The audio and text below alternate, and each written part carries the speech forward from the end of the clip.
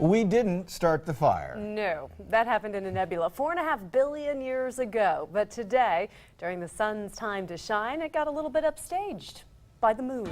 Matt King is live in our studio with something. Donna and Michelle, I made this today.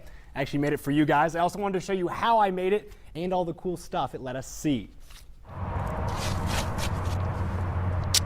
Start with the duct tape. Then add tinfoil, thumbtack, X-Acto knife, printer paper, and mailing tubes. One can't just peer up into the heavens and expect to walk away unscathed. No, to skirt Apollo, it takes some good old-fashioned American ingenuity.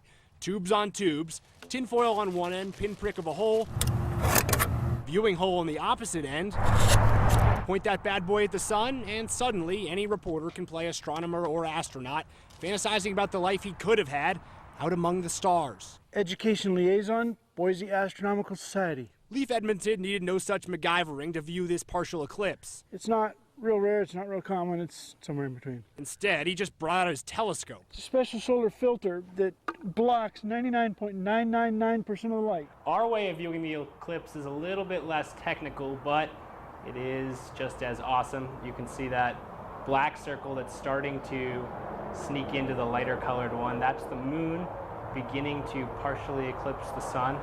Again, a little less technical the way we're viewing it, but we are able to see what everyone else is with their high-powered telescopes with our homemade apparatus here.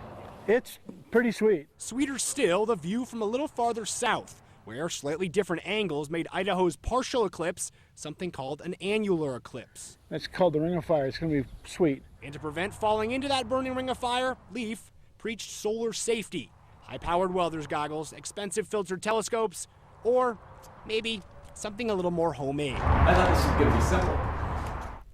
You heard Roland, it was supposed to be simple, and you can imagine how pleased I was to hear his griping while I was slaving away to bring the eclipse to the people. Don's wife, meanwhile, Mary, wisely pointed out I could have also just used this. A simple garbage bag, hold it up to the sun, and you can see the eclipse nearly perfectly. Oh well, August of 2017, a full eclipse will be here in Idaho, and we'll be able to maybe try out the garbage bag technique then. Live in studio, Matt King, today's 6 News. It's also easier to store. Thanks, Mac. So